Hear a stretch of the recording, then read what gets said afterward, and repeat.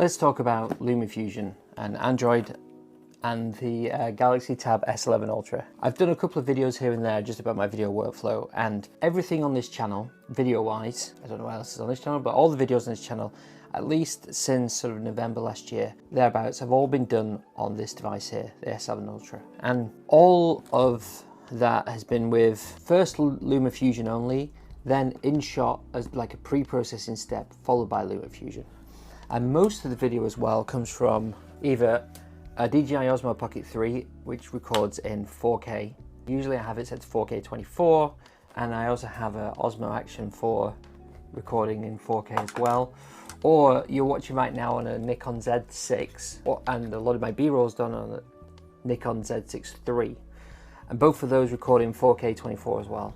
The B-roll footage I often record in 4K 120 and slow it down, or 4K 160, it depends really on what I'm feeling. So I'll give you a bit of context about how I'm using it. Now, I just wanted to have a look, and this is going to be tricky to do because I am screen recording right now on the tablet, and I've got open, and let's go split screen right now. So we've got my, obviously, LumaFusion, and we've got the CPU monitoring thing. I wanted to get a GPU monitoring thing in as well, but that just wasn't the case. And you know what we've got here is we've got a sort of like a basic edit really, and I'll probably mute the video clip, but if we just play. There's been a lot of interest hopping up around sort of keyboard phones or attachments to make phones into keyboard phones, particularly the Clicks Power Keyboard, which mine's still not in the post. Pre-ordered in January, delivery estimated in June.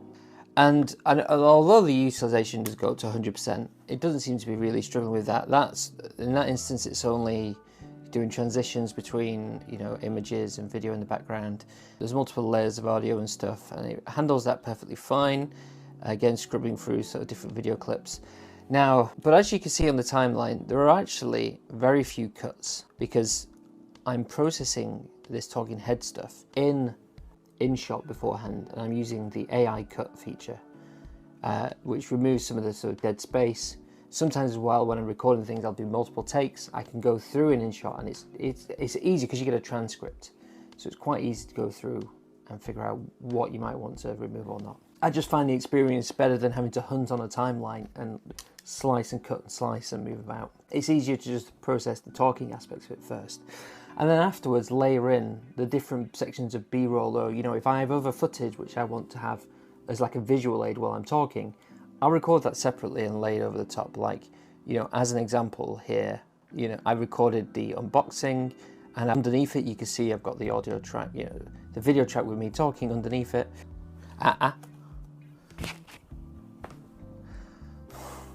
Merlin off. Like usually I'd cut that out, maybe I'll leave it in for a bit of fun. But now, there has been updates. So this is now LumaFusion.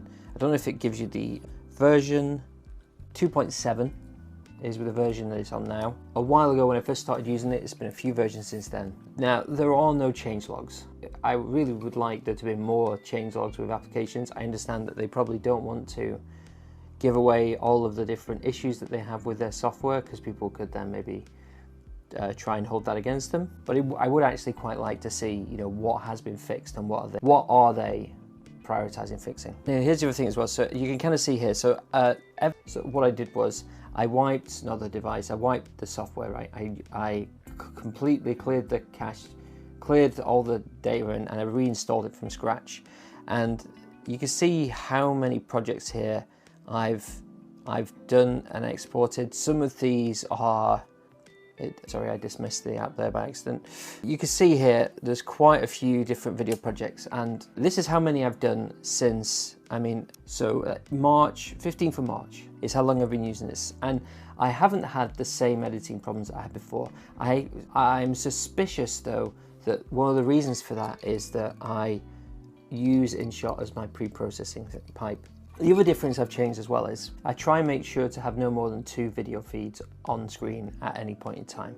And now we are screen recording, again I'll highlight, so this could impact performance, but one thing I had read, so let's just call this test project. One thing that I'd read is that there's an Android limitation where if you have more than 2 video feeds on at any point in time, then it creates problems. So let's find, I have a project that I want to do, which is going to get 0 views on YouTube, so I've got no motivation to do it, which is basically, I took loads of video when I was up in Scotland, but I think I don't have enough of the sort of B-roll I actually need for it. There's too much talking head stuff.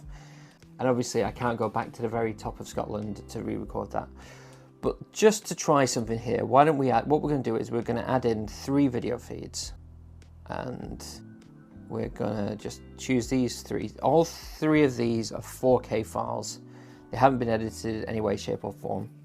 What we're just going to quickly do is we're going to put this one to, that's top left picture in picture. We'll put that as top right picture in picture. And then we'll put the bottom one. Can we move? Let's just put this as, so there's 3 video feeds here at the same time. What we're going to do though, we are going to mute, we're going to mute the top 2. In fact, we'll probably turn the volume down on there so it doesn't echo back through the microphone. Now, it is successfully playing all 3 of them. Well, day 1 of Staying Up in the Highlands, I'm not sure whether it's not particularly interesting, but it is managing to do all 3. And the CPU isn't completely pegged at 100%. And it's not even particularly that hot. Now, you could say it might be because the picture-in-picture and they're smaller, but the limitation that I'd read about is that it's video feeds, like soft. It's just the way that Android is built and the way that you can utilize the sort of inbuilt like APIs and other stuff is that if you have 2 video feeds, that's supported. So what we could try and do actually is we could add a 4th one in. And then let's add a 4th video. By the way, this is the thing I've noticed, top tip, if you're using LumaFusion, if you want to drag a video on and then the timeline jumps over because you drag it over time, and you can move your thumb over the timeline as you're dragging it to change the, where you're going to drop it on the timeline. So let's put this one as bottom right picture in picture.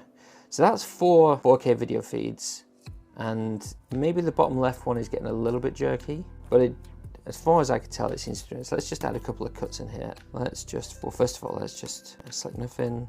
Control B. Operating system and your device are restricting the number of 4K tracks to place. Ah, interesting. So now you're starting to edit it. This is another limitation. Now it's going to create a proxy file. So I'll tell you what, why don't we cancel? We don't want to do a proxy. So it's the 4th.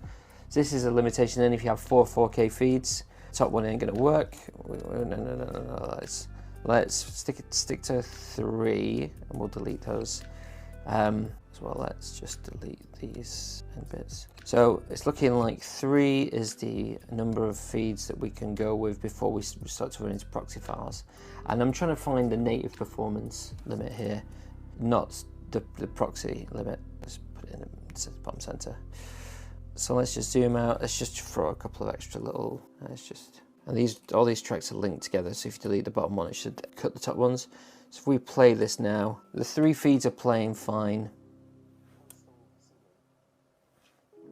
And it seems to transition through the cuts okay. Obviously, only time will tell in terms of if it will stay smooth. But the CPU isn't maxed out. We are screen recording at the same time. So I think in terms of, one of the things people have said is that potentially performance is limited by the device itself and the processor, and I don't think that's the case. I think there's clearly enough horsepower to drive multiple files. I think that there is something though with LumaFusion itself which seems to have gotten better. So just to reiterate, as I said, you know, all of these trips have been done now, all of these projects have been made, and I've only encountered stuttering a handful of times. There is a situation sometimes where if you press play, the videos will get out of sync ever so slightly, and you just have to pause it and play it again. And there is some slight stutter in the top right there. But so as far as I'm concerned, performance now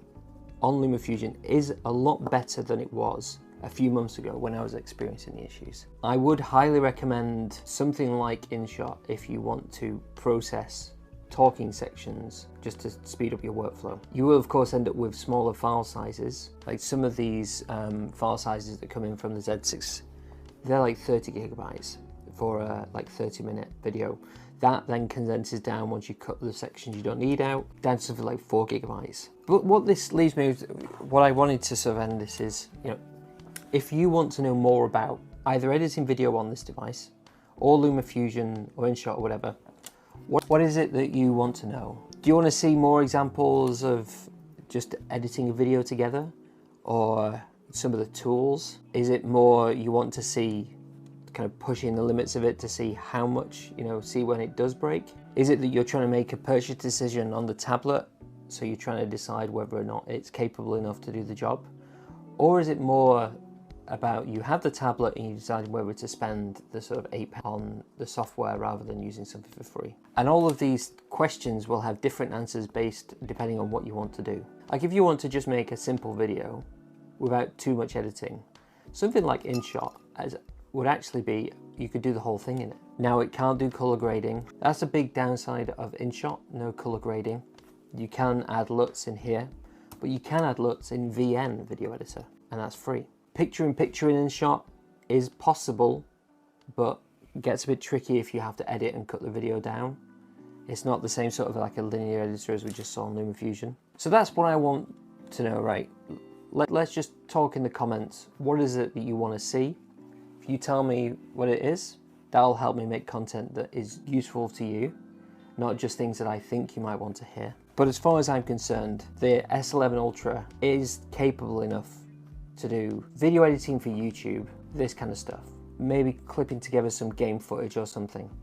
Stuff like that, it's perfectly capable. If you've got gaming footage, so unless it's from a phone, you probably already have a PC. If you have a PC, maybe you should use DaVinci Resolve, that's free.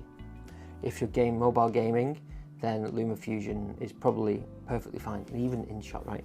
InShot, the Pro version, is a cost per year, similar to buying LumaFusion outright, and it comes with more trendy sort of transitions and other things. So that's something to consider. Subscribe if you found this useful. This guy needs his walk. In fact, it's his tea time. It's my tea time as well. But I appreciate you watching, and I'll see you in the next video. Cheers.